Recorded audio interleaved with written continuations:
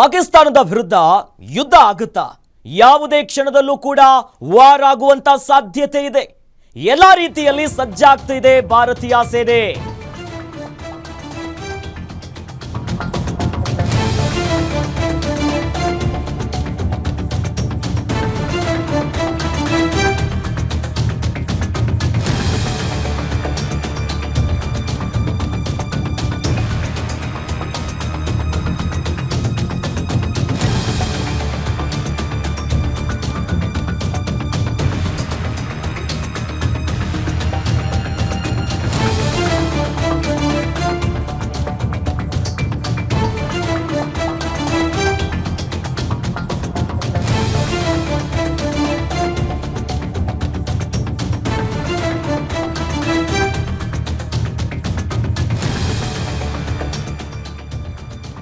ಈಗಾಗಲೇ ಭಾರತೀಯ ಸೇನೆಯಿಂದ ಸಮರಾಭ್ಯಾಸ ಶುರುವಾಗಿದೆ.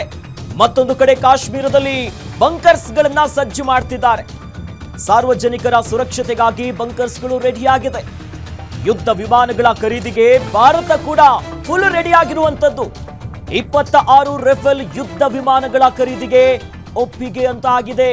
ಫ್ರಾನ್ಸಿನಿಂದ ಯುದ್ಧ ವಿಮಾನಗಳನ್ನ ಖರೀದಿ ಮಾಡೋದಕ್ಕೆ ಭಾರತ ಮುಂದಾಗಿರುವಂತ ಮಾಹಿತಿ ಲಭ್ಯವಾಗ್ತಿದೆ. ಯುದ್ಧದ ಬಿಸಿ ಮತ್ತಷ್ಟು ತೀವ್ರಗೊಳ್ತಾ ಇದೆ.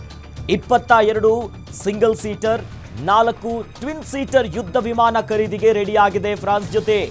ಪಾಕಿಸ್ತಾನಕ್ಕೆ ತಕ್ಕ ಪಾಠವನ್ನ ಕಲಿಸೋದಕ್ಕೆ ಸಿದ್ಧವಾಗ್ತಾ ಇದೆ ಭಾರತ. ಇನ್ನಷ್ಟು ಬೇಟೆಯ ತೀವ್ರತೆ ಹೆಚ್ಚಾಗ್ತಿದೆ. ಒಂದು ಕಡೆಯಲ್ಲಿ ರಾಜತಾಂತ್ರಿಕ ಸಮರವನ್ನ ಸಾರಿದೆ ಭಾರತ.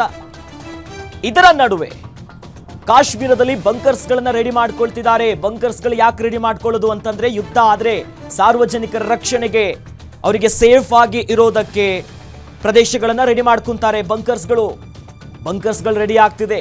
ಉಗ್ರರ ನೆಲೆಗಳನ್ನ, ಅವರ ಮನೆಗಳನ್ನ ಧ್ವಂಸ ಮಾಡುವಂತ ಕೆಲಸ ಮತ್ತೊಂದು ಕಡೆ ಆಗ್ತಿದೆ. NIA ಕೂಡ ತನಿಖೆಯನ್ನ ತೀವ್ರಗೊಳಿಸಿದೆ.